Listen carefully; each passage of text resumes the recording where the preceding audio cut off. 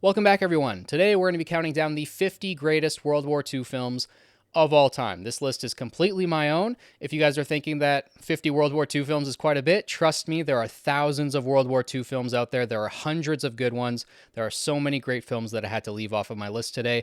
To mention a couple, The Death of Stalin, The Monuments Men, Darkest Hour, just to name a few. If I didn't mention your favorite World War II film today, please let me know down in the comments and give me a couple of reasons why you love those films. I do need to apologize before we get into the video to a couple countries.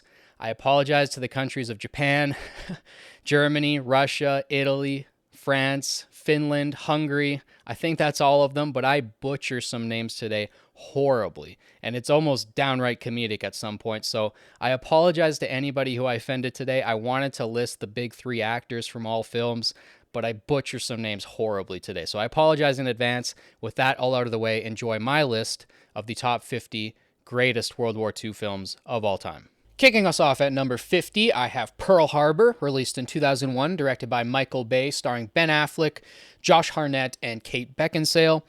This film was made on a budget of $140 million, and it made $449 million at the box office, so overall, a great success. Are there better war films that I could have put on this list? Perhaps, but I know that this film is a lot of people's favorites. Personally, I think it's probably, well, obviously it's the weakest film on my list, in my opinion. The film centers around two best friends, Rafe and Danny, who fall in love with the same woman as they become entangled in the attack on Pearl Harbor. It combines romance, friendship, and historical tragedy as the men fight in the aftermath of the Japanese bombing of the U.S. naval base. So that's just a couple words on the plot there. If you haven't seen this film already, like I said, I think that there are things that are good and bad about this film. One thing, when it's a Michael Bay film, you're going to have amazing special effects, and that's one thing that's really awesome about this film is all the action sequences are really cool. However, this film is incredibly historically inaccurate. I'm not the first one to mention that. There are other historians on YouTube who have broken that down in greater detail, so you can go watch their videos. But needless to say, this film does have quite a few historical inaccuracies. The score was actually produced by Hans Zimmer, and it also won Best Sound Editing at the Oscars. So that's my number 50 pick.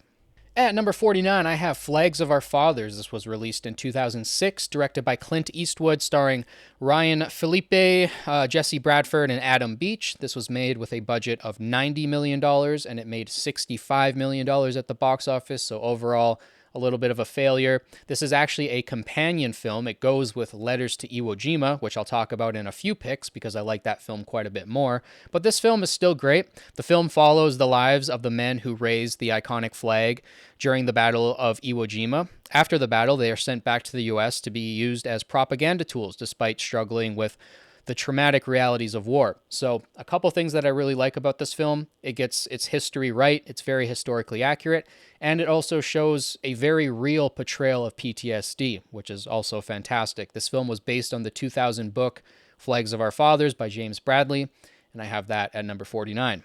Next up at number 48, I have Unbroken. This film was released in 2014, directed by Angelina Jolie, starring Jack O'Connell, Domhnall Gleeson, I apologize for butchering names today, and Miyavi, who is a Japanese musician. This is his first ever acting role, and he did phenomenal in the film. The film was made on a budget of $65 million, and it grossed $163 million at the box office, so overall a success. Unbroken tells the true story of Louis Zamperini, an Olympic athlete who survives a plane crash during World War II, only to be stranded at sea for 47 days. He is then captured and held prisoner of war by the Japanese military, enduring brutal treatment but never giving up hope. And I'll say that that's the biggest thing about this movie is it's very inspiring. It tells a harrowing story that will leave you in tears by the end of it. Angelina Jolie personally pushed to have this film made after reading the 2010 book by Laura Hillenbrand on Louis Zamperini's life. Unfortunately, Zamperini passed away shortly before this film could come out, but he did see a rough cut of it. And yeah, this is just an incredibly moving story. If you haven't watched it already, go check it out. At number 47, I have Kelly's Heroes. This film was released in 1970, directed by Brian G. Hutton. It stars Clint Eastwood, Telly Savalas, and Donald Sutherland. It was made on a budget of $4 million, and it grossed $5 million at the box office, so overall a success. Kelly's Heroes follows a group of American soldiers during World War II who discover a stash of Nazi gold behind enemy lines. Kelly leads the soldiers on a daring mission to retrieve the gold, facing both the perils of war and the eccentricities of their comrades. And that's one thing that I love about this film is the ensemble cast and just the humor that it provides. It's very hard to make a comedy about World War II.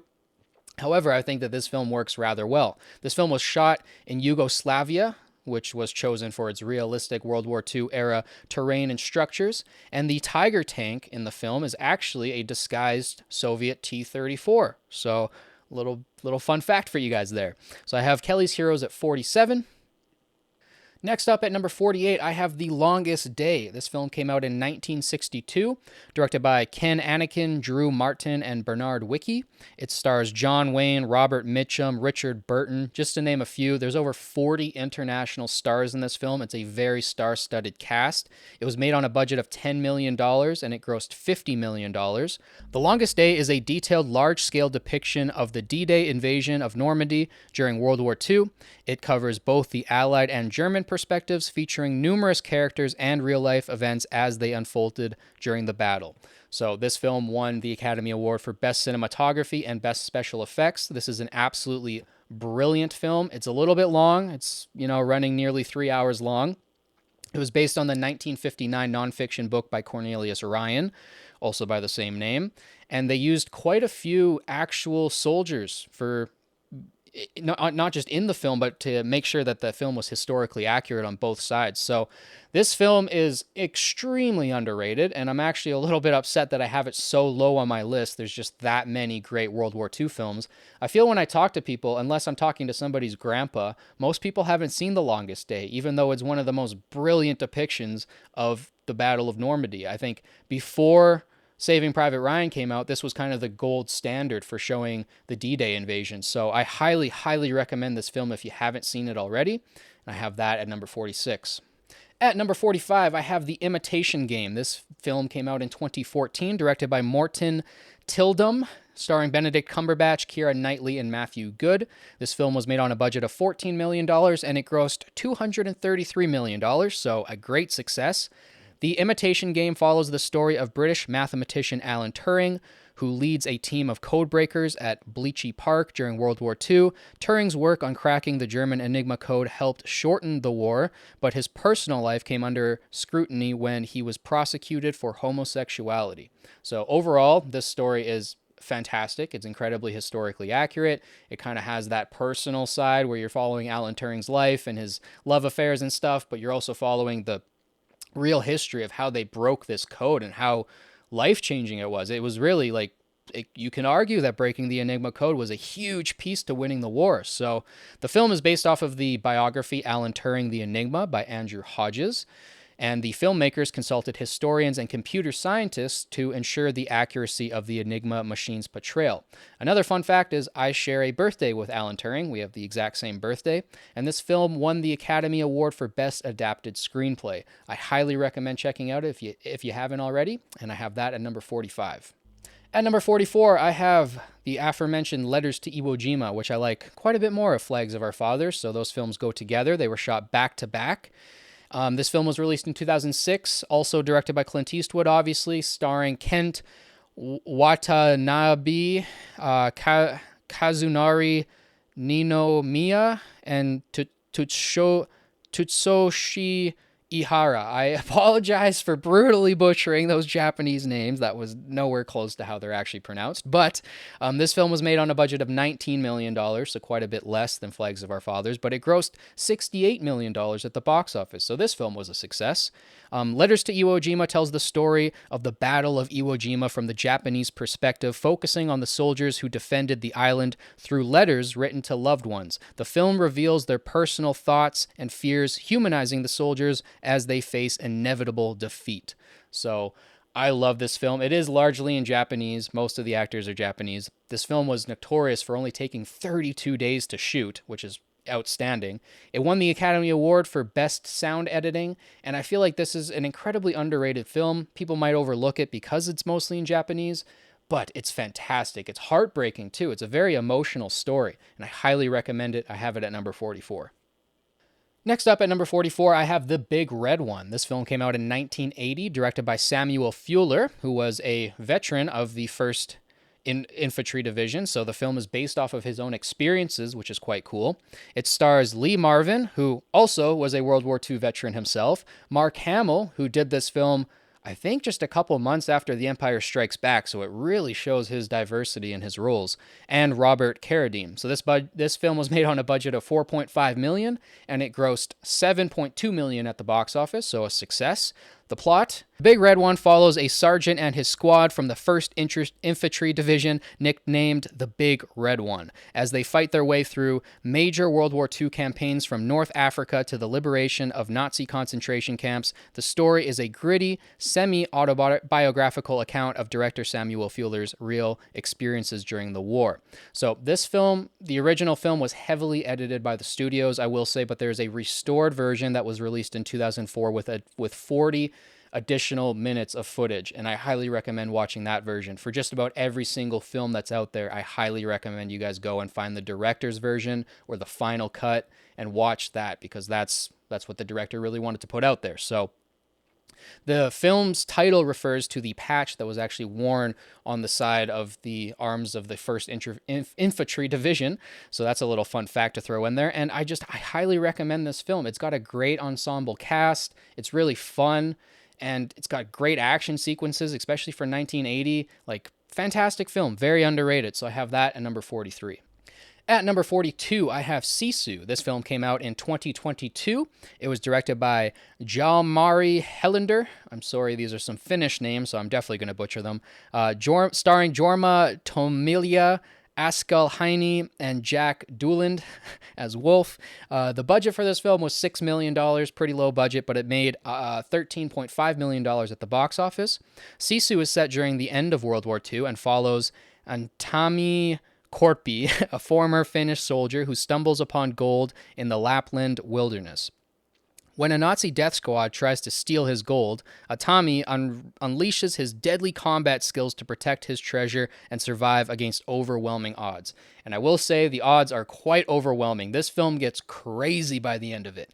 If I had to summarize this film in just a couple words, I would say it's John Wick in World War II. But it's even more violent than John Wick somehow.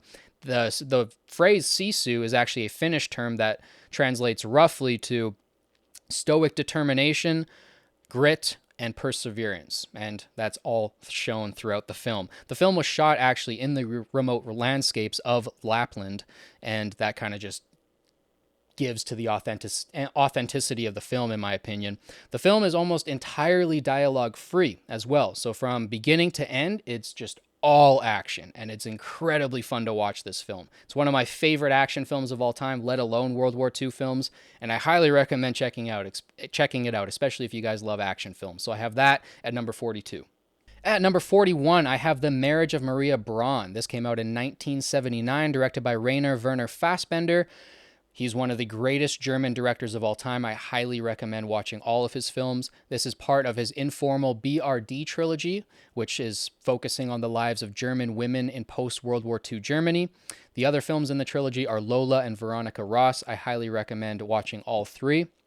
The main stars of the film are Hanna Schugula, Klaus Lovich, and Ivan Denesi. This film was made on a budget of $2 million, and it made approximately $2 million back, so broke even.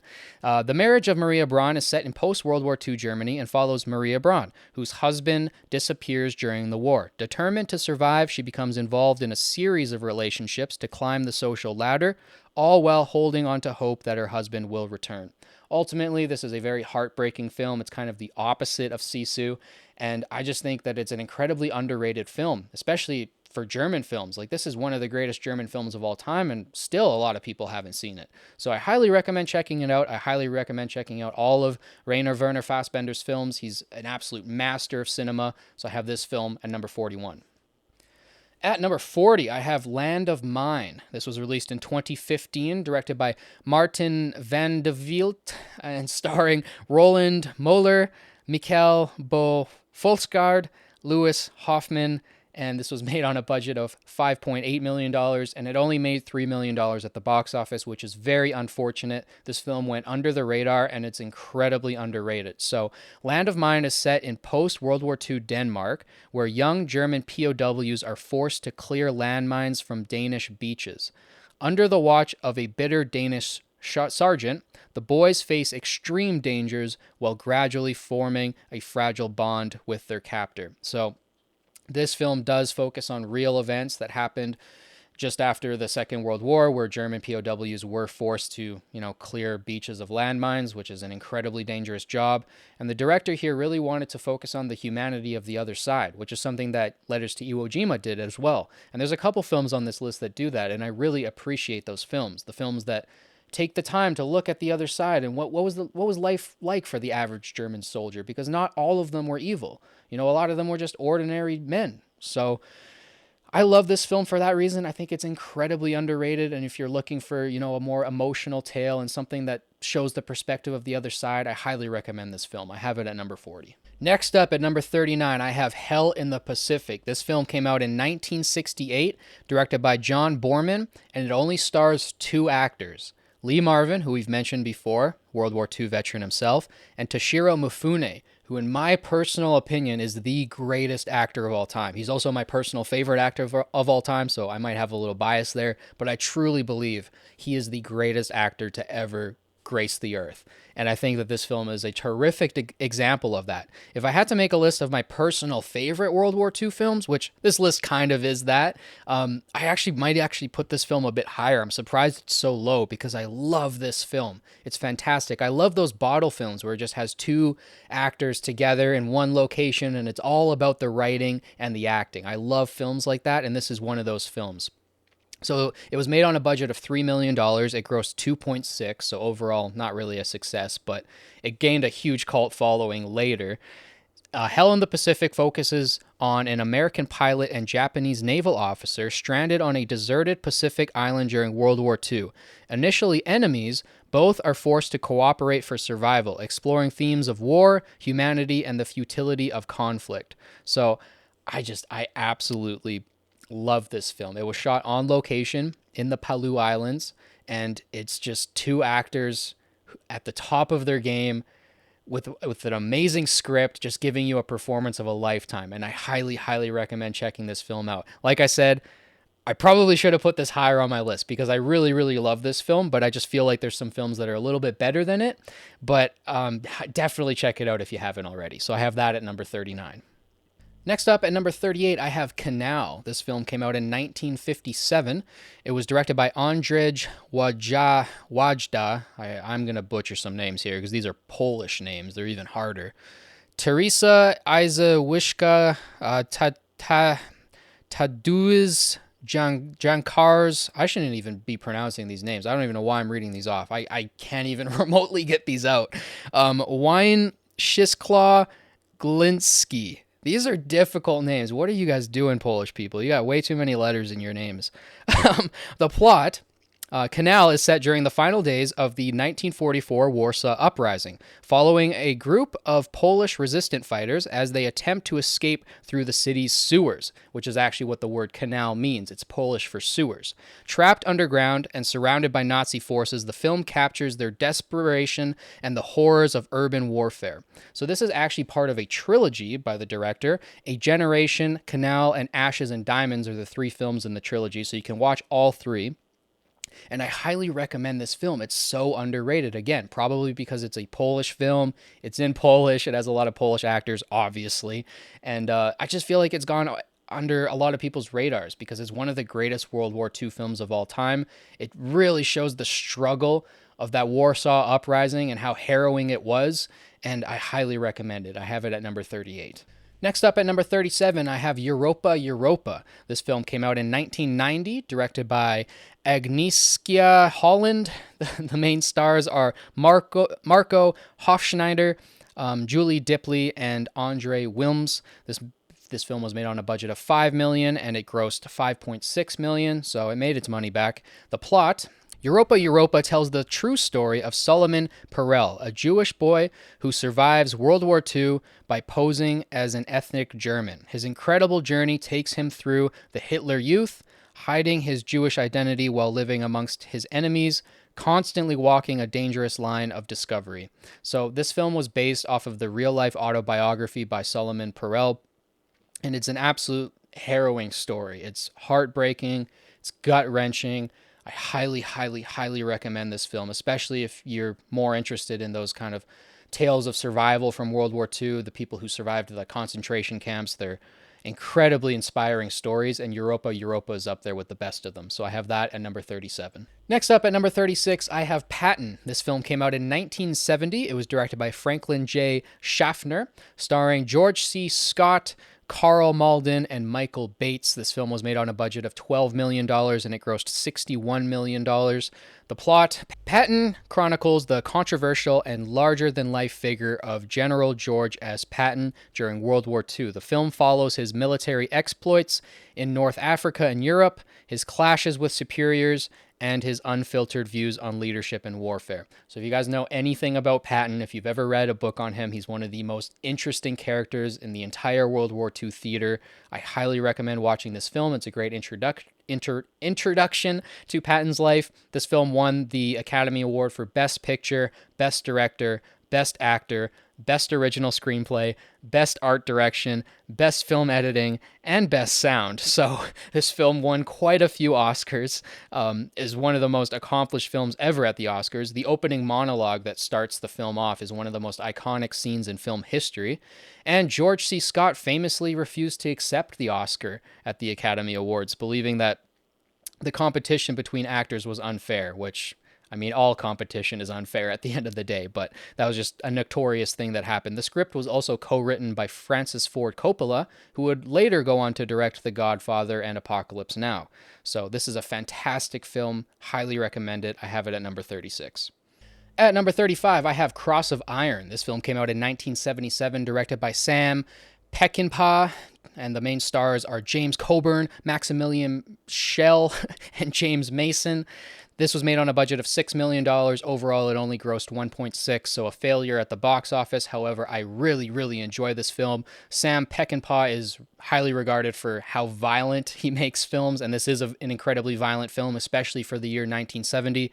Cross of Iron tells the story of a German infantry unit on the Eastern Front during World War II, focusing on the conflict between battle-hardened Sergeant Steiner and aristocratic officer Captain Stransky, who seeks glory at any cost. As Steiner's disillusionment with war grows, he clashes with Stransky's ambitions in a gritty portrayal of the brutal realities of combat. So this film was based off of the novel The Willing Flesh by Willy Heinrich, which offers a grim look at the German side of World War II. And again, I really like seeing both sides of the war, and this film definitely shows that. It's obviously showing the conflict between the Germans and the Soviets from the Germans' perspective, and it is a gruesome film, especially for 1977. Like I said, very violent for that year, and I highly recommend this film. This film's fantastic, and I have it at number 35. Next up at number 34, I have The Dirty Dozen. This film was released in 1967, directed by Robert Aldrich, starring Lee Marvin, Ernest Borgnine, and Charles Bronson. I know that name. It was made on a budget of $5.4 million, and it grossed $45 million at the box office. It was one of the most successful films of the year, and it solidified itself as one of the most classic World War II films of all time. So, The Dirty Dozen follows a group of 12 convicted soldiers given a chance at redemption during World War II. Under Major Reisman's command, they are trained for a suicide mission behind enemy lines, tasked with the assassination of high-ranking German soldiers. I remember watching this film when I was really young. I was probably way too young to watch this film, but it was such a fun film, even when I watched it as a kid. And then coming back and rewatching it, I had just as much fun, if not more, with it. It's an incredibly entertaining film, so I think it's very accessible for people, and if you haven't watched The Dirty Dozen yet, you definitely should. It also won the Academy Award for Best Sound Effects, and yeah, just an overall really fun ride of a film. I have that at number 34. At number 33, I have Winter War. This film came out in 1989, Directed by Pekka Parikka. I apologize. There's more Finnish names here, so I'm definitely going to butcher some names really bad. I apologize to all my Finnish viewers out there. But Taneli Makela, Vesa Virioko, and Timo Torika. Those are the main actors in the film. I apologize again. The budget and box office I couldn't actually find for this film, unfortunately, but the plot. The Winter War portrays the experiences of Finnish soldiers during the 1939-1940 Winter War between Finland and the Soviet Union. The film focuses on a group of soldiers from the rural farming region of Ostrobothnia as they endure brutal conditions and overwhelming Soviet forces. So, if you know anything about that war, it's incredibly fascinating to study. The way the Finnish fought back against the Soviets is incredibly inspiring, and the tactics they used too. A lot of them weren't using scopes on their rifles. They were using these kind of hunting tactics to move around and get better positions. It's really, really fascinating to study the Winter War. This film was also shot in Finland during the winter, so all of the conditions are accurate, and I really love that dedication to the accuracy. So The Winter War is a fantastic film. You should definitely check it out if you haven't. I have that at number 33. Next up at number 32, I have Jojo Rabbit. This is one of my favorite World War II comedy films of all time. It came out in 2019, directed by Taika Waititi. I think I can say that one all right. The main stars are Roman Griffith Davis, Taika Waititi. Well, now I'm messing it up. See, I jinxed myself. And Scarlett Johansson.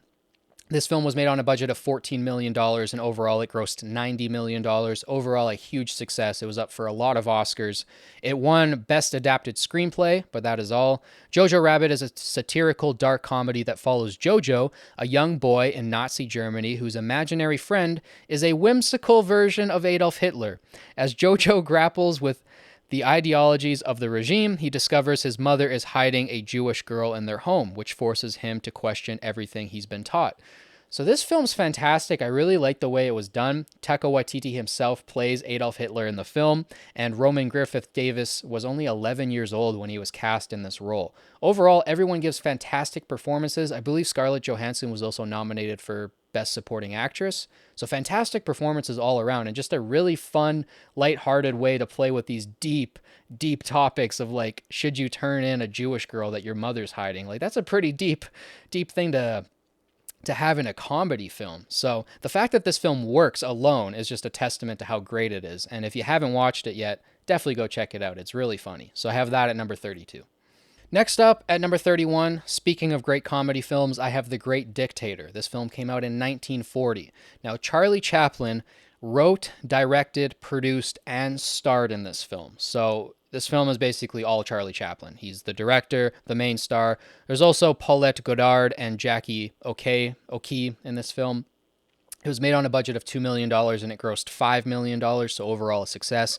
The Great Dictator is a satirical comedy in which Charlie Chaplin plays both a ruthless dictator and Andenoid Heinkill. It's supposed to be a parody of Adolf Hitler, and a humble Jewish barber. The film lampoons totalitarian regimes and fascism, culminating in a powerful speech calling for peace and humanity. So this film was obviously released before the horrors of the Holocaust were known to the world.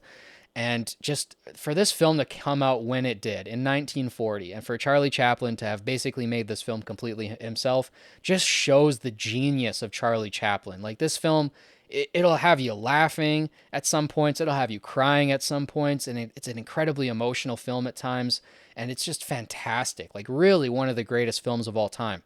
Now, Adolf Hitler reportedly watched the film twice, but we don't know what his reactions were to the film. We don't know what he thought about it, unfortunately. But I highly recommend this film. I have it at number 31. Next up at number 30, I have Fury. So this film was released in 2014, directed by David Ayer, starring Brad Pitt, Shia LaBeouf, Logan Lerman, obviously John Bernthal, I hope I'm saying his name right, and a bunch of other people. This film is incredibly stacked in the cast department. It was made on a budget of $68 million, and it grossed $211 million. I remember this film being really big at the time. A lot of people really loved this film when it came out. It still holds up. It's still a fantastic film. Fury follows a battle-hardened tank crew led by Sergeant Don War Daddy Collier as they embark on a dangerous mission behind enemy lines during the final days of World War II. With a rookie soldier joining their ranks, the crew faces overwhelming odds as they fight to survive and complete their mission. So, this film is notorious for being pretty historically accurate. They use actual Sherman and Tiger tanks in the film. The fact that they were actually provided with a Tiger tank from the Bovington Tank Museum is pretty cool. You know, you don't usually see real Tiger tanks in films. They usually mock them up and get other tanks to kind of look like them. So to see the actual tanks that fought in World War II in this film is really, really cool. And just to have a story where you're with a tank crew is just awesome. Now, do I think this film is as good as Das Boot, which follows a submarine crew? No, we're going to talk about Das Boot much later in this list. But Fury is still a fantastic film. I love the claustrophobic feeling of being in there with the tank crew and just vibing with them and seeing what it was like to be with soldiers during World War II. The cast notoriously went through a very grueling boot camp to get prepared for this film, and overall I just think it's a fantastic film, so I have this at number 30. Next up at number 29, I have The Great Escape. This film was released in 1963, directed by John Sturges, starring Steve McQueen, the King of Cool, James Garner, and Richard Attenborough. This film was made on a budget of $4 million, and overall it grossed $11 million at the box office. The plot: The Great Escape is based on the true story of Allied prisoners of war who plan to execute a daring escape from a high-security German POW camp during World War II. The film follows the ingenuity and teamwork of the prisoners as they dig tunnels and outwit their captors in one of the largest escape attempts in the war. So the film is loosely based on the real events described in Paul Brickhill's book, The Great Escape. Obviously, many details were changed for dramatic effect. Notoriously, Steve McQueen did a lot of his own stunts in this film. The big jump over the hill and the fence there, that was actually done by a stunt double. But all the other bike sequences were actually done by Steve McQueen. He's the king of cool for a reason. He did a lot of his own stunts throughout his career. And this film's just a lot of fun. It's a fantastic film. I don't think I have to say too much about it because a lot of people probably have seen this film. It's one of the most popular World War II films of all time. If for some reason you've glossed over it, go and check it out because it's very entertaining, very accessible, and just fun from start to finish. So I have that at number 29. Next up at number 28, I have Empire of the Sun. This film was released in 1987, directed by Steven Spielberg. It stars Christian Bale, who was 12 years old at the time. This was kind of his breakout role. Steven Spielberg chose Christian Bale in specific, and I'm glad he did because Christian Bale went on to have a pretty decent acting career after this. So it also stars John Malkovich and Miranda Richardson. It was made on a budget of $35 million, and overall it grossed $66 million at the box office. The plot: Empire of the Sun follows a young British boy, Jim, who's played by Christian Bale, who is separated from his family and interned in a Japanese POW camp during World War II. After the Japanese occupation of Shanghai, as he struggles to survive, Jim's experiences and relationships shape his coming of age in the midst of the horrors of war. So overall, I think that this is just a fantastic film. It's directed by Steven Spielberg, so obviously you're going to get great direction, great cinematography. The acting's fantastic all the way through. It's a really entertaining film. I know some people pass this one over. They, for some reason in their head, don't think it's going to be entertaining. It is a very entertaining film from start to finish. It's based on J.G. Baller's semi-autobiographical novel by the same name, which recounts his own experiences during the war. And yeah, just go check this film out if you haven't already. It's a terrific performance by Christian Bale at 12 years old. So go check this out. I have it at number 28. Next up at number 27, I have The Ascent. This film was released in 1977, directed by Larissa Shepikto. And this film came out shortly before her tragic car accident death in 1979. So it was a tragic event. She was a fantastic director. I would have loved to have gotten more films out of her. The stars of this film are Boris Plotnikov, Vladimir Gostunyakin, Ludmila Polyakova, and yeah, that's me butchering some Russian names there. And I'm actually taking Russian right now. I'm actually trying to learn this language, and I still have trouble pronouncing some of the names. So I guess you just never get there if it's not your first language. But The plot for this film: the ascent is set during World War II and follows two Soviet partisans, Sotnikov and Rybak, as they are captured by the Nazis while foraging for food. The film explores their moral struggles as they face torture and the possible execution, contrasting Rybak's desire for survival with Sotnikov's unwavering integrity. The film is a philosophical examination of the nature of sacrifice, betrayal, and spiritual redemption. Overall, this film has all of the qualities to it that you would expect from a Soviet-era film. It's very somber, it's very slow, it's very poetic. It reminds me a lot of Tarkovsky. Obviously, he had a huge influence over Russian directors in general.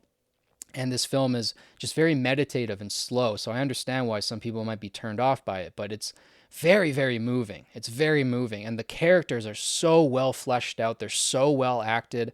And I find this film to be so underrated. I wish more people would go out and watch this film. I truly do. It's a fantastic piece of Russian cinema, and I highly recommend it. I have it at number 27. At number 26, I have The Boy in the Striped Pajamas. This film came out in 2008, directed by Mark Herman, starring Asa Butterfield, Jack Scallon, and Vera Farmiga. This film was made on a budget of $12.5 million, and overall it grossed $44 million at the box office. The Boy in the Striped Pajamas tells the story of an 8-year-old German boy, Bruno, who befriends Shmuel, a Jewish boy imprisoned in a concentration camp during World War II. The film explores the innocence of childhood against the backdrop of the Holocaust, with devastating consequences as Bruno becomes entangled in the horrors of the camp. This film was shown to me when I was, what grade was I in? Probably grade 7, grade 8, somewhere around there. I was shown this film in school, and I think it's a fantastic film to show kids in school. It's a great introduction to World War II films. It's pretty light overall. It doesn't get too heavy. It is sad, especially towards the ending, but I think overall this is a great film to kind of get into World War II films. If you haven't seen this film already, I do highly recommend it. It's a very touching film. It was based on the 2006 novel by John Boyne. I hope that's right. Even though the book and film have faced some criticism for its historical inaccuracies regarding the Holocaust, I still think that the film and the book itself are fantastic works, and I highly recommend checking them out. So I have The Boy in the Striped Pajamas at number 26. Next up at number 25, I have Lion of the Desert. This film came out in 1981, directed by Mustafa Akkad. And this film is incredibly underrated, and there's a couple reasons for that I'll get to in a second. It stars Anthony Quinn, Oliver Reed, and Rod Steiger. It was made on a budget of $35 million, although I can't exactly find the box office for this film. And the reason why is because the film was financed by Libyan leader Muammar Gaddafi. So if you know anything about Gaddafi, that's a big reason why it had a limited release in Western countries. It's also very political, so it had kind of a limited release. And that really sucks because this film is fantastic. It's an epic film, like a huge film. Epic in scale, kind of on the size of Lawrence of Arabia. For the plot, Lion of the Desert tells the story of Omar Mukhtar, the Libyan resistance leader who fought against the Italian colonization of Libya in World War II. The film focuses on Mukhtar's guerrilla warfare tactics and his struggle for freedom against the oppressive forces of Mussolini's Italy. So this film has everything in it. It has great acting, it's got a fantastic story, it's very well written, and it's huge in its scale. Hundreds and hundreds of extras were used in this film for the battle sequences. And I'll put some images on screen of some of the cinematography. This film is incredibly underrated, and I highly recommend you go checking it out if you haven't yet. So I have Lion of the Desert at number 25. At number 24, I have A Hidden Life. This film came out in 2019, directed by Terrence Malick, starring August Diel, Valerie Pachner, and Matthias Schoenertz. I'm definitely butchering some names again. Budget of $7 to $9 million and box office only $4.6 million, which is really upsetting to me. This is a personal favorite film of mine. I will eventually do a full film analysis for this film because it's such a deep film. It's a very philosophical film, and I can't wait to take it apart for you guys. The plot: A Hidden Life tells the true story of Franz Jagerstatter, an Austrian farmer who refuses to swear allegiance to Hitler during World War II. His quiet defiance against the Nazi regime leads to his imprisonment and separation from his family as he remains steadfast in his moral convictions. So this film was based off of the real-life story of Franz Jagerstatter, who was later declared a martyr and beatified by the Catholic Church in 2007. So he has an incredibly harrowing story. This film, obviously, it has those Terrence Malick qualities to it. It's directed in a certain way. It gives you this very ethereal feel to it. It feels like the camera's floating through the characters' lives. It's very much Terrence Malick's style to do that, and I like it. It takes a little bit of time to get used to. You kind of got to watch a couple films, get used to it, but once it clicks for you, it's a very unique way of shooting films, and it's incredibly moving. You get different angles that you can't get from just normal stationary cameras or normal camera movements. He uses a lot of weird camera movements, and he gets very close to the characters. He gets right up in their face, and you really feel their emotions. This film is brilliantly acted, and like I said, it's philosophically a very, very deep film. The message behind it is outstanding. So I highly recommend watching this film. Like I said, eventually I will do a full film analysis video on it, but I have that at number 24. At number 23, speaking of close-up shots and interesting camera angles, we have Son of Saul. This film was released in 2015, directed by Laszlo Nemes. The main stars are Giza Rohig, Leveti Molnar, and Urs Rekne. I am definitely butchering some names really badly today. I apologize, guys. I really want to list out the actors because they deserve the recognition, but I'm butchering their names so bad. It's horrible. I apologize. But this was made on a budget of 1.5 million euros, and it made about $10 million at the box office. Son of Saul is set in the Auschwitz-Birkenau concentration camp and follows Saul Oslander, a Jewish prisoner forced to work in the camp's crematorium. As he attempts to bury the body of a boy he believes to be his son, Saul risks his life while trying to maintain a semblance of his dignity and humanity amidst the horrors of the Holocaust. This film won the Academy Award for Best Foreign Language Film, and it is an incredibly harrowing story. It's very depressing. It's not a happy film. You're gonna leave it with some tears for sure. It's very inspiring at the same time because you see just what this character goes through, and he still keeps pushing. It kind of gives you motivation to keep pushing through your own life. If this guy could survive that, it's the horrors the main protagonist Saul goes through is just horrifying. This film is horrifying on a lot of levels, but I highly recommend it. I think it's one of those World War II films that's incredibly important and should almost be taught in schools. It's very harrowing tale, so I have that at number 23.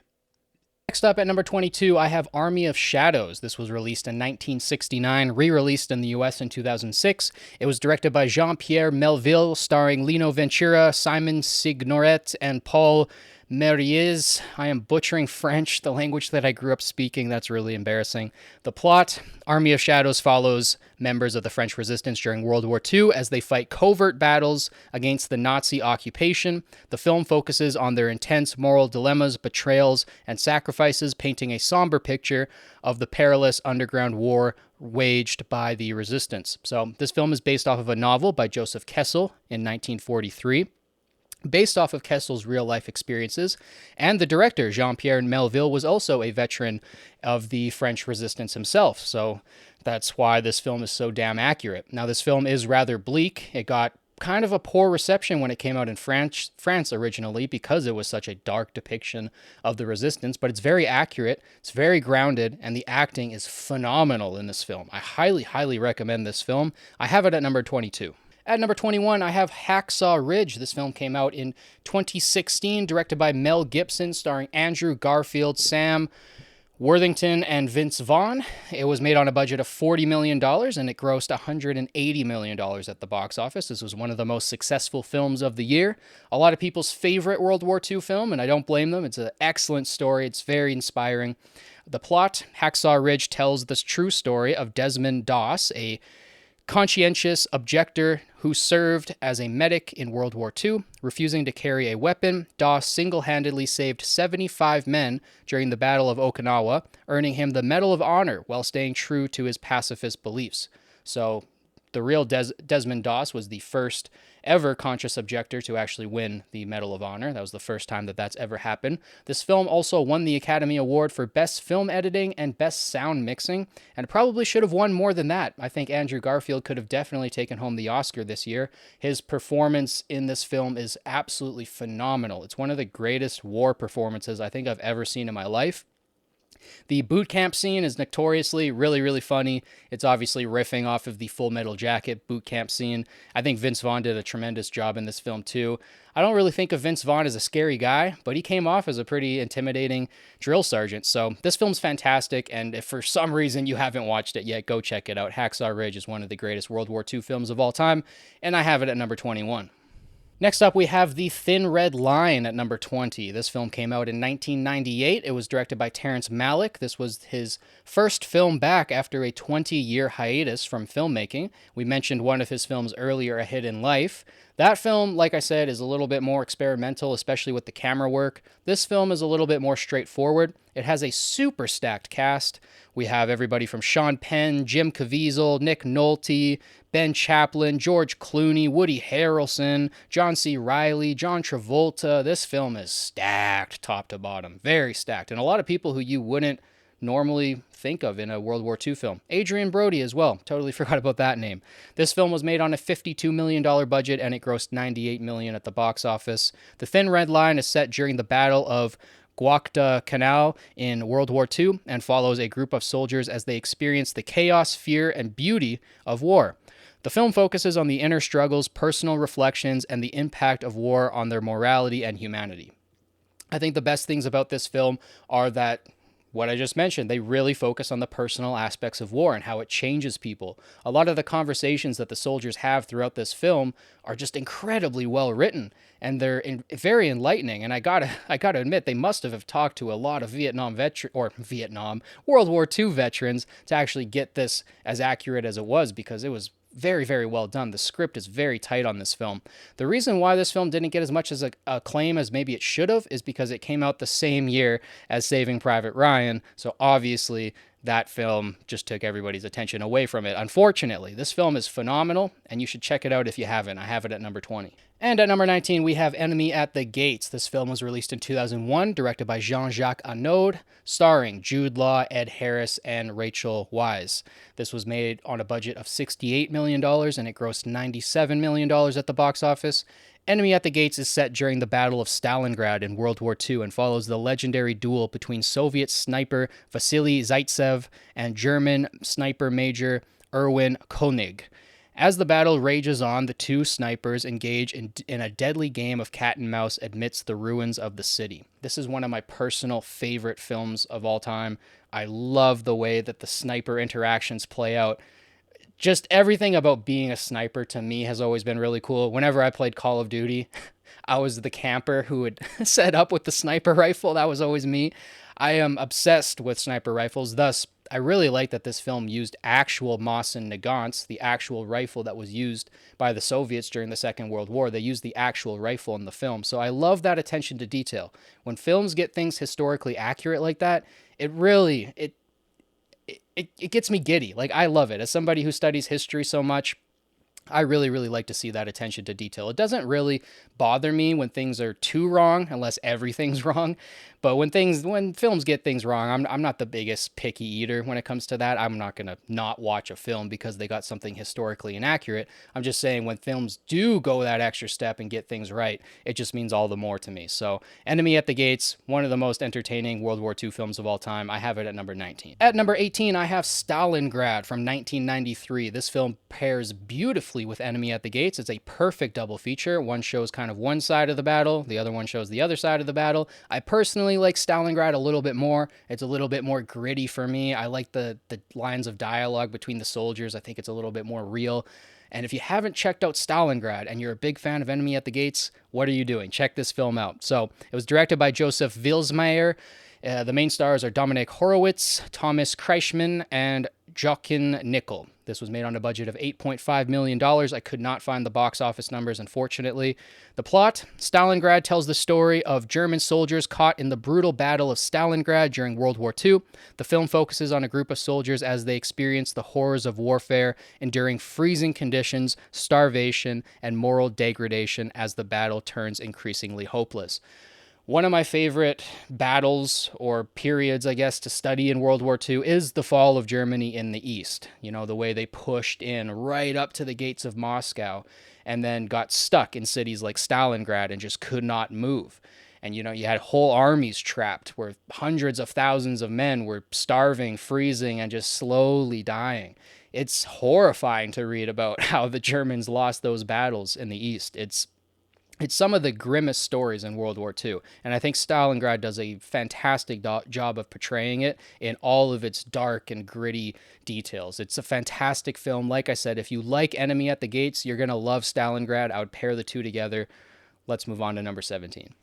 At number 17, I have another comedy film. We have Inglourious Basterds, one of my favorite Tarantino films of all time. This film came out in 2009. As I just said, directed by Quentin Tarantino, starring Brad Pitt, Christoph Waltz, and a ton of other amazing actors. This cast is absolutely stacked. Brad Pitt and Christoph Waltz in particular give amazing performances. I think Christoph Waltz as Hans Landa is one of my favorite villains of all time. That opening scene is just, it's thrilling, even though it's just dialogue. This was made on a budget of $70 million, and it grossed $321 million at the box office. This was very popular when it came out. I actually somehow saw this film when it came out in theaters. I was 9 years old. I don't know how I got into the theater. I don't think I understood much of it. It was just all swearing and explosions to me, and I loved it as a kid, but I don't know how much of it I actually internalized until I watched it later as a teenager. The plot: Inglourious Basterds follows two parallel storylines: a group of Jewish American soldiers led by Lieutenant Aldo Rain, who wage guerrilla warfare against the Nazis in occupied France, and a young Jewish woman, Shoshana, seeking revenge for the murder of her family. Their paths converge in a plot to assassinate high-ranking Nazi leaders, including Hitler, in a Parisian cinema. So this film, I don't think I need to explain too much why it's great. I'm sure a lot of you guys have seen it already. It's super fun. It's funny all the way through. It's dark and grim at times and just terrifying, especially Hans Landa. It's a fantastic film. I have so much fun watching this film every time I watch it. Inglourious Basterds is at number 17. At number 16, I have Dunkirk. This film came out in 2017, directed by Christopher Nolan. It stars Fionn Whitehead, Tom Hardy, Mark Rylance, and a bunch of other people. This also is a very stacked cast, although there's not a lot of dialogue in this film. It's actually mostly dialogue-free. If you've seen this film before, you know what I'm talking about. If you haven't seen this film, you're in for a treat, I think. It's a visual spectacle. Now, I would watch this on a big screen with the best sound system, if you can, or put on headphones, because this film is all visuals and all just sound effects. Like I said, there's not a ton of story. There's not a ton of dialogue. It was made on a budget of $100 to $150 million, which is quite a bit, but it made back $527 million. That's usually how it goes for Christopher Nolan films. He aims big and he gets big back. So the plot: Dunkirk is a tense, non-linear retelling of the evacuation of Allied troops from the beaches of Dunkirk during World War II.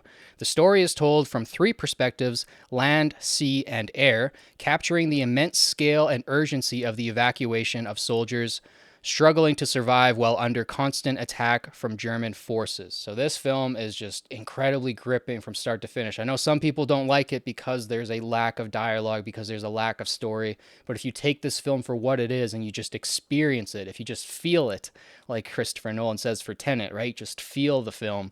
I think it's a much better experience. This film used over 6,000 extras for that beach scene. It was shot in Dunkirk, live on location, with very, very minimal CGI to give it a very real feel. And it's one of those films where you feel like you're in the action, kind of like when I went over 1917 in my top World War I films list. I mentioned that film makes you feel like you're in the war. Dunkirk has the same feeling. It feels like you're in there with all the characters and all the people. And it doesn't even feel like there's any characters. I think that's why the lack of dialogue works. It doesn't feel like any of the actors are playing characters. It feels like they're real people. So everything about this film has grown on me. Like, at first I didn't really like it, but it grew on me. And then the more I watched it, the more I liked it.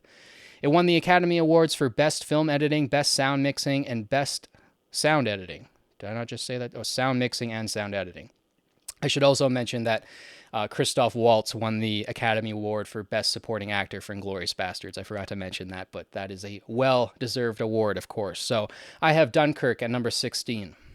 Next up at number 15, I have Grave of Fireflies. This film was released in 1988. It was directed by Isaao Takahata. The main stars are Tsutomu Tatsumi, Ayano Shirashi, Yoshiko Shinohara. I really apologize to those actors, man. They did a fantastic job in this film, and I just butchered their names. I don't speak a lick of Japanese, and that was horrible. I apologize. I couldn't find a budget for this film, unfortunately, but I could see that it made about $105 million. That's not enough. This film is one of the greatest films of all time, one of the greatest anime films of all time. It would probably be in my top 5. It was released actually as a double feature alongside Studio Ghibli's My Neighbor Totoro, which is weird because these films are so different in their tone and style. The plot: Grave of Fireflies is a harrowing animated film about two siblings, Saita and Setsuko, struggling to survive in war-torn Japan during World War II. After their home is destroyed by an American firebombing, the orphaned children must fend for themselves, facing starvation and the harsh realities of war. This film is very depressing, I will say. It's very sad. It's a film that will leave you in tears by the end of it, and it won't really make up for those tears. It's a gut-wrenching film. It's a heartbreaking film. It's so damn emotional, but I love it for those reasons. You know, when a film can really pull at the heartstrings like this film can, it's a special film, and I really think everybody should watch this film. It's one of those ones that I would probably give to my children, too, to kind of get them into World War II films. The Boy with the Striped Pajamas and Grave of Fireflies, I think, is a good intro. It is a sad film for children, but, I mean, so is The Lion King, to be honest. So I love Grave of Fireflies. If you haven't checked this out for some reason, you think, I don't really want to watch an anime film, trust me, this one is definitely worth it. Go check out Grave of Fireflies. I have that at number 15. Next up at number 14, I have The Cranes Are Flying from 1957, directed by Mikhail Kalatozov, starring Tatiana Samoylova, Alexei Batalov, and Vasily Mekuryev. That's a little bit better. I think my Russian pronunciation is slightly better. I couldn't find a budget or box office for this film. I think it just came out too long ago. This was like right in the middle of the Soviet Union, right? It was kind of the first Soviet film to show the actual horrors and realities of war. Before this, most Soviet films were just propaganda films. So this film is very special. Like, I'm surprised we still have it, honestly. I'm surprised it wasn't burnt or torn up or something. It won the 1958 Cannes Film Palme d'Or, and it's one of the greatest films of all time. If you ever go to a film school, I guarantee you're going to be taught about The Cranes Are Flying, because it's a groundbreaking film. It introduced a lot of new techniques to cinema. The plot: The Cranes Are Flying follows a tragic love story between Veronica and Boris, whose lives are torn apart by the outbreak of World War II. As Boris goes off to fight, Veronica is left behind, struggling with grief and loss in a war-torn Soviet Union, highlighting the emotional toll of war on the home front. So yeah, that gives you kind of a basic overview of what the story is about. I would go into this film blind. I wouldn't watch any trailers or read any more than that. This is one of those films, like all the next films that I'm going to be talking about, if you can go into them kind of blind, that's the best way to do it. So I'm going to keep all of my descriptions spoiler free, as I hope they have been so far. Go and check this film out if you haven't already. Like I said, it's one of the greatest pieces of cinema of all time, let alone World War II films. So I have this at number 14. At number 13, kind of piggybacking off of the previous film, I have Rome Open City, another film that you will definitely be taught about if you go to film school. It's one of the greatest films of all time. This film was released in 1945, and it was shot mostly on the war-torn streets of Rome shortly after the Nazi occupation ended. So it gives it a very real feel to this film. It was directed by Roberto Rossellini. It stars Aldo Fabrizi, Anna Magnani, and Marcello Pagellero. That one was a bit tougher. It was made on a budget of $20,000, so a very, very low budget. I can't find any numbers for the box office, unfortunately. The plot: Rome Open City is set in Nazi-occupied Rome during the final years of World War II and follows a group of resistance fighters, including a priest, a pregnant woman, as they try to evade the Gestapo. The film portrays the harsh realities of life under the occupation of the Nazis, and the sacrifices made by those fighting against fascism. So, all around, this film is just, like I said, one of the greatest films of all time. I know I've said that about a lot of films on this list, but a lot of the greatest films of all time are World War II films. When we're getting into the top 15, top 10, these films are just so immaculate, so beautiful, so amazing. I think everybody should watch them no matter what your interest is, whether you're interested in World War II films or not. Rome Open City is one of those films, when I first watched it, it really opened my eyes to the history of cinema, to the history of the world, too. I mean, this is shot right at the end of World War II. It was a very emotionally impactful film when I first watched it, and it was an eye-opening film. So I have this at number 13. At number 12, I have The Bridge on the River Kwai. This was released in 1957, directed by David Lean, one of the greatest directors of all time, starring William Holden, the GOAT, one of the GOATs, Alec Guinness, Ben Kenobi, and Sasu Hayakawa. I am definitely butchering that wrong because that's a Japanese name. He was fantastic in this film, by the way. Everybody is fantastic in this film. This is one of those films that is a cult classic. Everybody knows that whistle on the march when they're on the bridge, and this is a lot of people's grandfather's favorite World War II film because it has everything in it. It has those low points where you feel horrible for the characters and what they're struggling through, and it has a lot of funny moments as well. So the plot: The Bridge on the River Kwai follows British POWs in a Japanese concentration camp during World War II who are forced to build a railway bridge in Burma.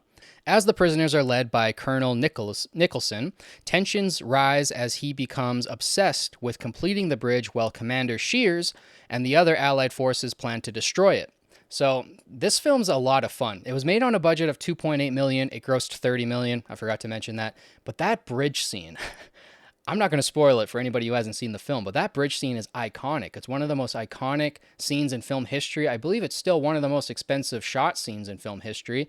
This film won a lot of Academy Awards. It won Best Picture, Best Director, David Lean, Best Actor for Alec Guinness, Best Adapted Screenplay, Best Cinematography, Best Film Editing, and Best Score. Needless to say, this is one of the greatest films of all time. Like I said, it's very funny all the way throughout. It's a joy to watch. It's got a very captivating and compelling story. And if you haven't checked this one out already, go watch Bridge on the River Kwai. I have that at number 12. At number 11, I have Life is Beautiful. This film came out in 1997, directed by Roberto Benigni, also starring Roberto Benigni, also written by Roberto Benigni. He did a lot on this film, and this was a film that was actually partly based on his own father's experiences during the war, which, if you've seen the film, it makes it all the more heartbreaking. It was also starring Nicoletta Braschi. She's fantastic in this film, one of the greatest female leads of all time, like a fantastic performance, and Giorgio Cantarini. This film was made on a budget of $20 million, and it grossed $230 million at the box office. Needless to say, it was a huge smash success. The plot: Life is Beautiful is a tragicomedy about a Jewish-Italian man, Guido, who uses humor and imagination to protect his young son from the horrors of a Nazi concentration camp.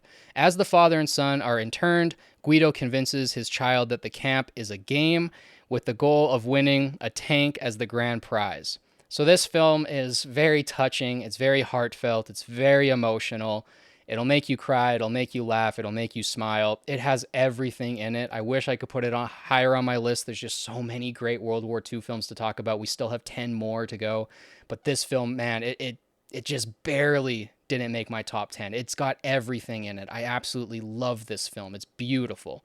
It's really beautiful. So if you haven't watched Life is Beautiful, please do yourself a favor and go watch it. I have that at number 11. At number 10, I have Saving Private Ryan, released in 1998, directed by Steven Spielberg, starring Tom Hanks, Matt Damon. You guys know the rest. This cast is stacked. I mean, Vin Diesel's in this movie, and we usually forget that he's in this movie, right? So this film is incredibly stacked top to bottom. Amazing acting performances all throughout. It was made on a budget of $70 million, and it grossed $482 million at the box office, one of the most successful war films of all time.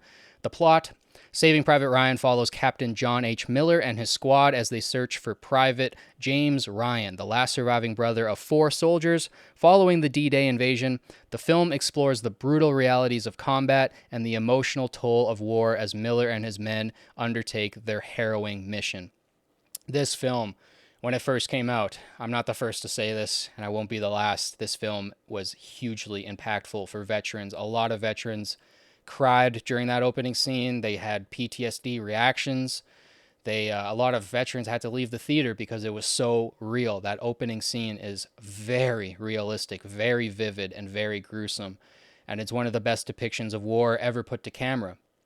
The acting, like I said, throughout this film is top notch. Everybody's phenomenal in it. I think it might be Tom Hanks's best performance of all time, even though it's not the most expressive performance, maybe. It's still a very, very solid performance all throughout, and there's some really heartfelt moments in it. I know I don't have to talk about this film too much because I'm sure out of all the films on my list today, this is probably the one film that everybody has seen. It won the Academy Award for Best Director. It won Best Cinematography. It won Best Film Editing. It won Best Sound, and it won Best Sound Effects. And I forgot to mention the Oscars again for Life is Beautiful, but that one won Best Actor, Best Foreign Language Film, and Best Original Score. And a fun fact about Life is Beautiful, real quick, is I believe that was the first time a director got nominated as a director role and got nominated as the actor role for Best Actor and for Best Director. I think that was the first time that happened. I could be wrong, but I believe that's true. So I have Saving Private Ryan at number 10. I don't think I need to tell you guys to go watch this because I'm sure many of you have already. So we'll move on to number 9. At number 9, I have Judgment at Nuremberg. So this film came out in 1961. It was directed by Stanley Kramer, starring Spencer Tracy, Burt Lancaster, and Richard Widmark. This film was made on a budget of $3 million and it grossed $10 million at the box office. The reason why I have this above Saving Private Ryan is because it's a film that gets passed over a lot. It's a 3-hour courtroom drama, and many people, when they put on a World War II film, don't want to watch a 3-hour courtroom drama. However, the Nuremberg trials, which this film is obviously based off of, is one of the most pivotal points in human history. It is the only time that after a war, we put the world on trial. We put evil on trial. We decided that there were things that you can't do. And we hung a lot of people. This was a huge moment in history. And there weren't Nuremberg trials for the First World War. There weren't Nuremberg trials for the end of the Cold War, which there probably should have been. But we had this trial that went on for, I believe, 3 or 4 years, maybe even longer than that. And we put evil on trial. This is a huge moment in history. And if you want to learn about the Nuremberg trials, you can read some books on it, or you can watch this film. I think this film is a great introductory to what happened during those trials. And it's very well acted. It's very, very well written. The script is super sharp, super concise. I'll go over the plot real quick. Judgment at Nuremberg is a courtroom drama that fictionalizes the post-World War II trials of Nazi war criminals, specifically focusing on 4 judges accused of using their positions to commit atrocities under the Nazi regime. The film explores complex issues of guilt, morality, and justice in the aftermath of the Holocaust. So this film won a couple Academy Awards. Maximilian Schell won Best Actor for this film, and this film also won Best Adapted Screenplay, which I kind of alluded to before. The script for this film is phenomenal. To have a watertight 3-hour script that holds like this, there's no really breaks in the talking. Like it's all courtroom drama. There's no action, and it's still incredibly gripping and incredibly compelling all the way through. So I think you guys should go and check this film out if you haven't. For some reason, if you've been passing over Judgment at Nuremberg, please go watch it. I have that film at number 9. At number 8, I have The Pianist. This film came out in 2002, directed by Roman Polanski, who himself was a Holocaust survivor. I know some people are iffy on him as a character, but he was a Holocaust survivor, and he drew on his own experiences for this film, which makes it so profound and so engaging and so deep and raw with emotion. This film stars Adrian Brody, who famously won Best Actor for this film, the youngest to ever win Best Actor. He was only 29 years old. It also stars Thomas Kretschmann and Frank Finlay. This was made on a budget of $35 million, and it grossed $120 million at the box office. Overall, a big success, but it was a very dark, depressing film, so I understand why a lot of people weren't, lining up at the box office to see this one. The plot. The Pianist tells the harrowing true story of Polish-Jewish pianist Vladislav Spielman, who survives the Holocaust by hiding in the ruins of Warsaw As he witnesses the atrocities of World War II and narrowly escapes deportation, Spielman relies on his musical talents and sheer luck to endure the war's devastation. This film won a couple other Academy Awards. It won Best Director, Roman Polanski, and it won Best Adapted Screenplay. This film is harrowing, to say the least. It is incredibly emotionally impactful. It has some moments that'll make you cry. It doesn't have many moments that'll make you laugh, maybe a couple chuckles here and there, but for the most part, this is a very gloomy film that shows you just the horrors of war and how much it displaces people, how much it disrupts their lives. I mean, to say those words barely scratches the surface. That's why films like this exist, so you can kind of experience it a little bit. But man, the true horrors of war are just, they're beyond belief unless you've actually been through them. And for Roman Polanski to actually survive through the Holocaust, you know, he can draw off of things that other directors can't. And that's what makes this film so damn powerful. So if you haven't watched The Pianist yet, please go watch it. It's at number 8 on my list.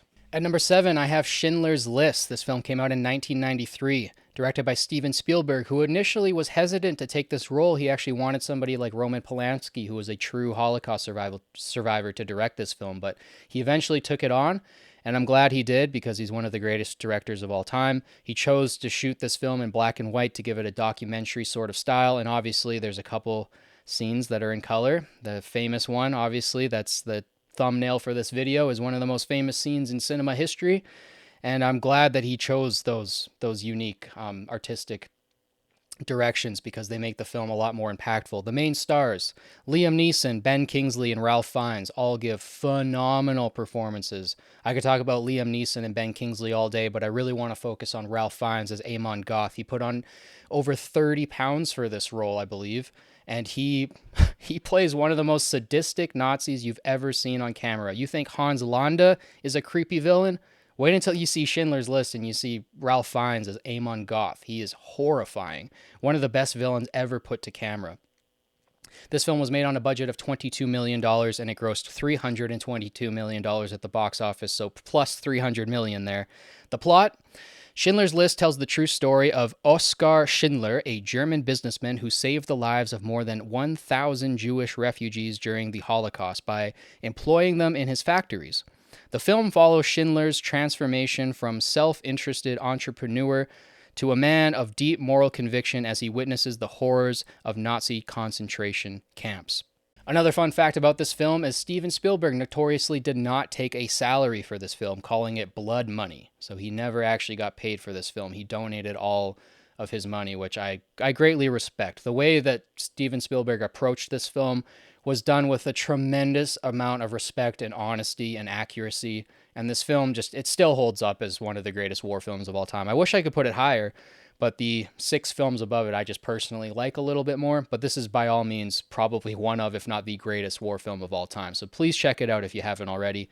I have it at number 7. At number 6, I have Oppenheimer, which came out in 2023, just a year ago, directed by Christopher Nolan, starring Cillian Murphy, Robert Downey Jr., Emily Blunt, Matt Damon. All-star cast, top to bottom. Everybody gives phenomenal performances. Everybody gives Oscar-worthy performances in this film. It's really tremendous what Christopher Nolan was able to bring out of his actors for this film.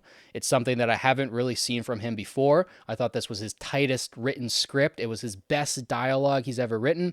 This was made on a budget of $100 million, and it grossed $942 million at the box office. The plot? Oppenheimer is a biographical drama about Robert J. Oppenheimer, the American physicist who led the Manhattan Project during World War II and developed the atomic bomb.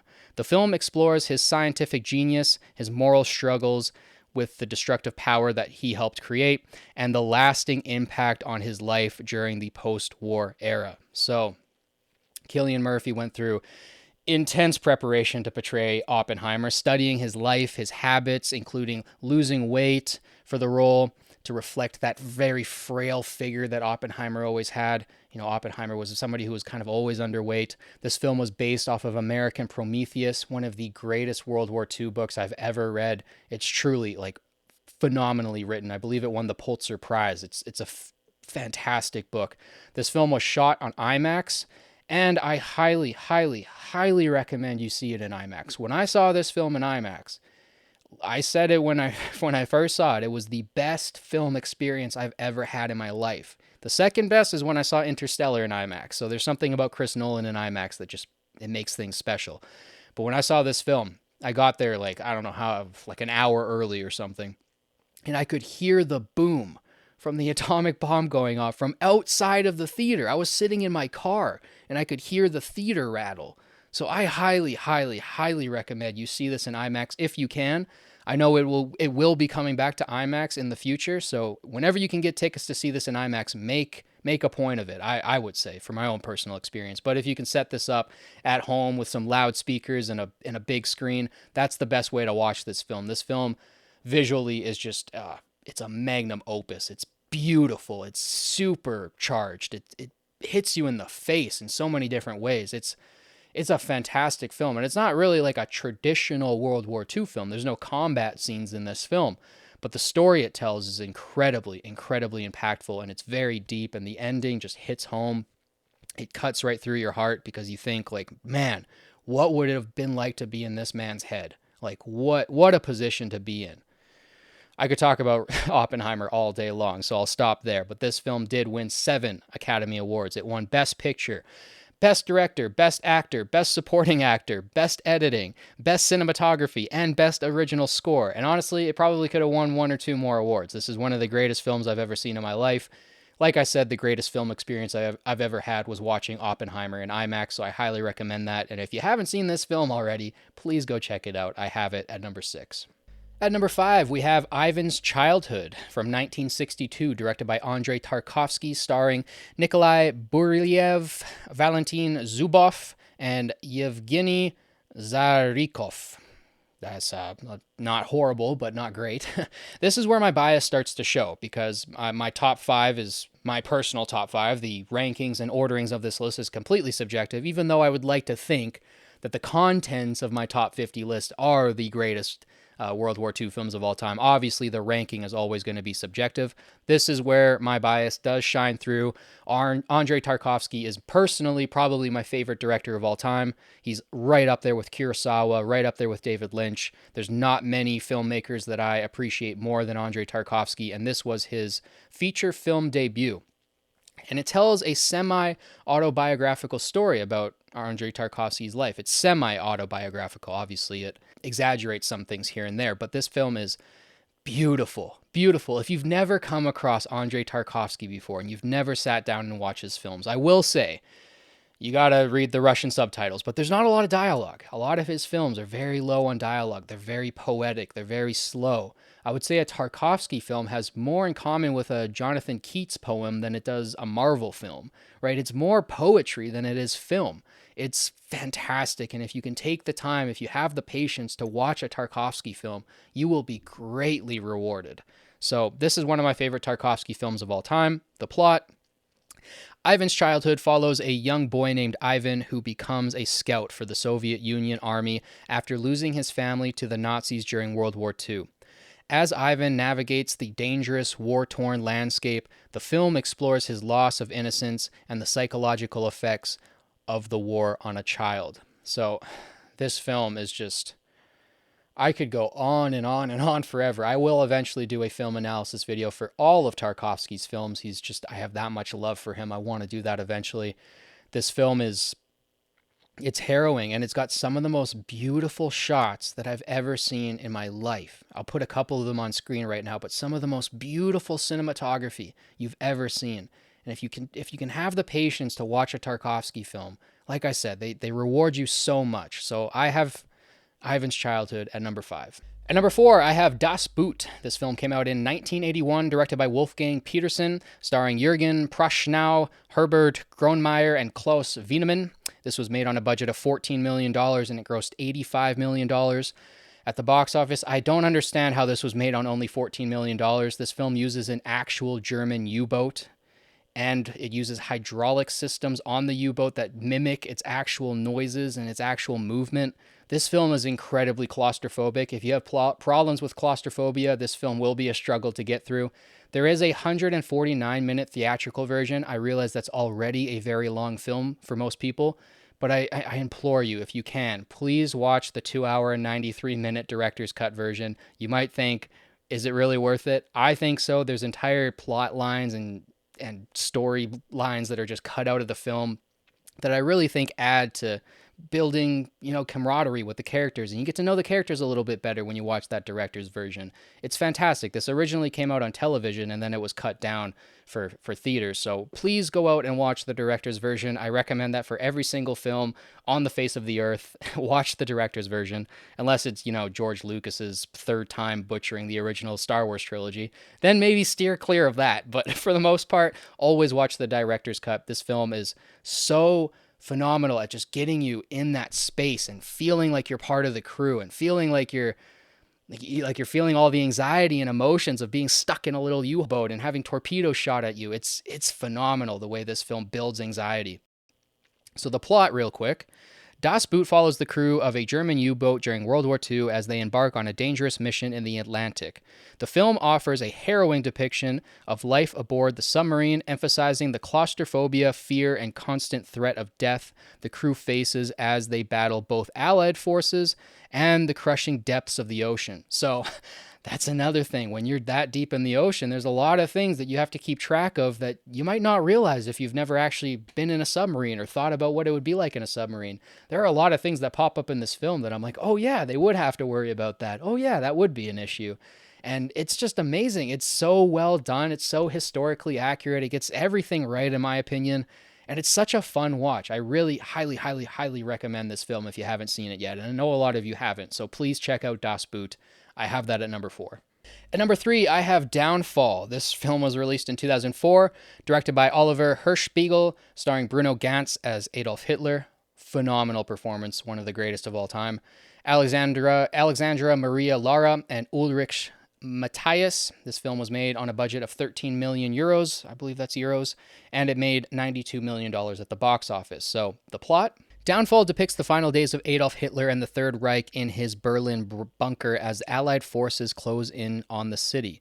The film focuses on the chaos, fear, and fanaticism among Hitler's inner circle as seen through the eyes of his secretary, Trold Jung, who witnesses the collapse of Nazi Germany. So this film, unfortunately, I can't talk about it too much because it deals with some really dark themes. And obviously I'm talking about Mr. Hitler, who, I think you mentioned his name enough times in these videos and your video gets demonetized. So this film is just fantastic. It's brilliantly acted. It's incredibly sad.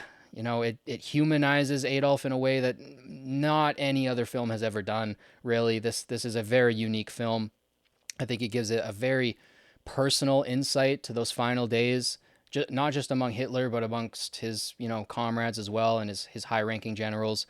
And just to watch how the whole party fell apart, to watch how Germany collapsed, to watch the Reich fall like that. It's obviously a good thing it fell, but at the same time, it's sad. At the same time, it's an amazing film. It's phenomenal in every possible sense.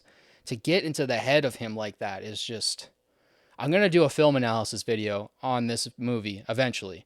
I'm going to have to probably put that on my Patreon just for the sake of getting monetized and stuff like that. It's a hard video to put on YouTube, but I want to talk about this film in much greater depth because it deserves a full breakdown. This is a deeply psychological film, and it's very, very accurate. I've read many, many biographies on Hitler at this point, probably too many, but the way that the final days went down the last couple of weeks, it's brilliantly portrayed here. It's very accurate.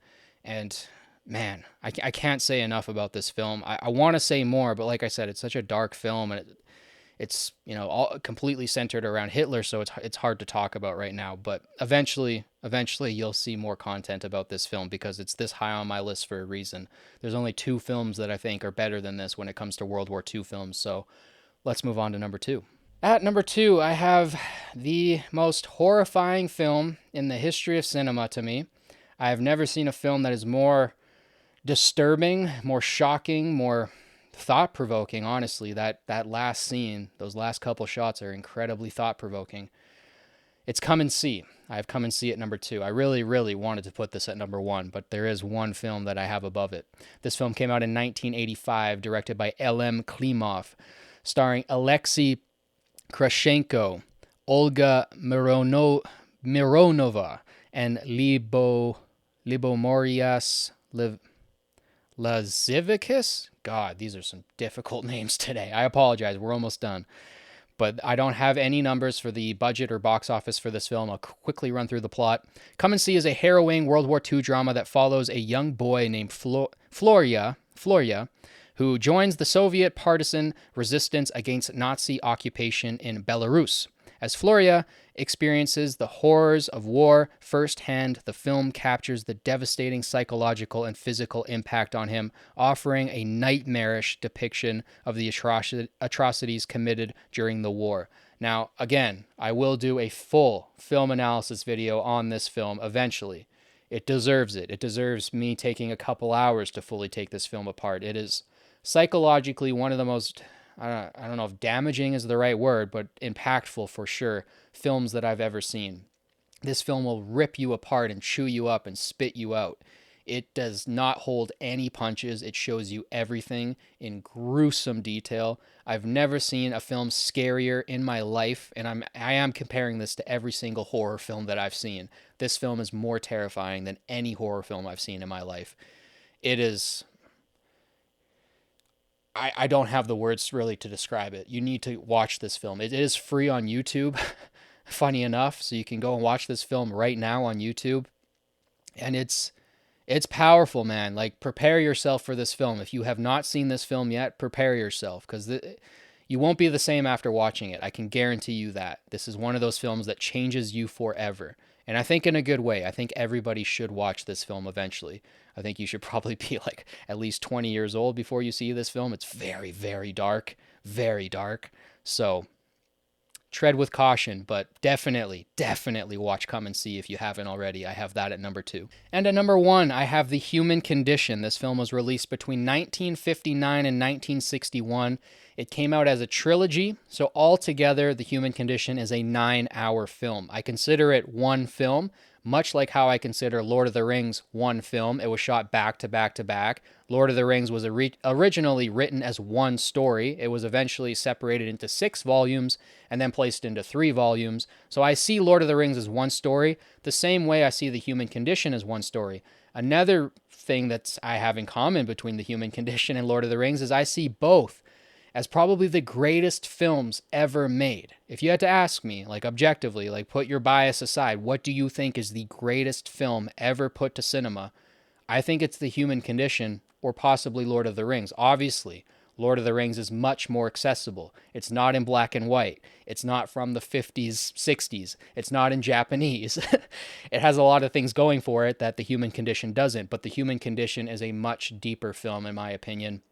It covers everything. It goes all over the place. You have love stories. You have tales of brothers versus brothers. You have ups and downs and fighting in combat, fighting in trenches, being in POW camps. Everything you could possibly want in a World War II film is in The Human Condition. If you could wrap up the 49 previous films I've mentioned today and compact them into one film that's just perfect, it would be The Human Condition. So it was directed by Masaaki Kobayashi, one of my favorite directors of all time. I believe he's the greatest humanist director ever because of this film. The main stars are Tetsuya Nakadai, who I also believe is one of the greatest actors of all time. I believe he's right up there with Toshiro Mifune. I just give Mifune a slight edge because of his wider catalog. Mishisho Aratama and Shikage Awashima. I promise those are the last names I will butcher today. I'm sorry to all the countries I've offended today, but I honestly tried to do my best as much as I could on the spot here. So the plot of The Human Condition. The Human Condition is a 9-hour epic trilogy following Kaji, a pacifist and labor camp supervisor, as he struggles to maintain his humanity during World War II.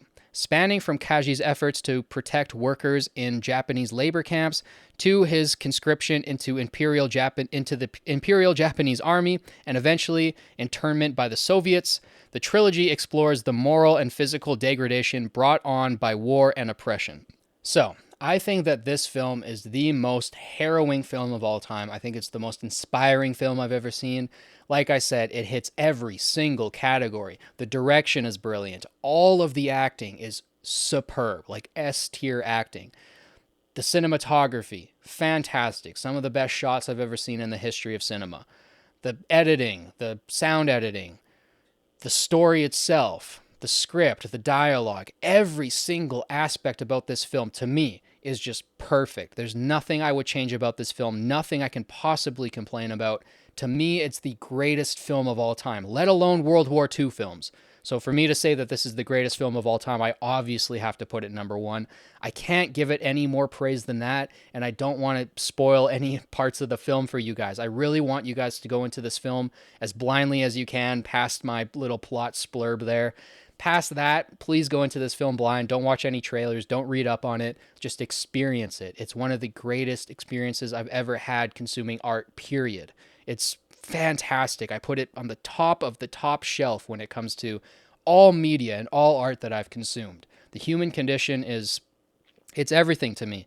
And again, I will make a full film analysis video on the Human Condition when I can eventually do this channel full time. That's going to take a while. The Human Condition is a 9-hour film, and it is so incredibly deep that it's going to take me probably at least 9 hours to cover the whole trilogy. So for me, this is the greatest World War II film of all time. I know many of you will probably disagree. All of you guys probably have your own favorites. Maybe they're lower on my list. Maybe they're higher on my list. So you guys can let me know down below. And if there's any films that you think should have been on this list, maybe you have a favorite film that I didn't mention today, please let me know down in the comments, because we can kind of extend the list that way. And make sure you guys give me a couple of reasons why you love those films. Tell me a little bit of backstory. When did you first see it? What do you like about the film? I love hearing from you guys in that way. Obviously, this list is, the ordering is completely subjective. So that's my list for the 50 greatest World War II films of all time. I hope you guys enjoyed. I hope you guys found some new films to watch. Thank you guys so much for watching. As always, it means the world to me. Don't forget to like, subscribe, share this with your friends. It helps boost this channel and the algorithm. I'll catch you guys in the next one. Peace.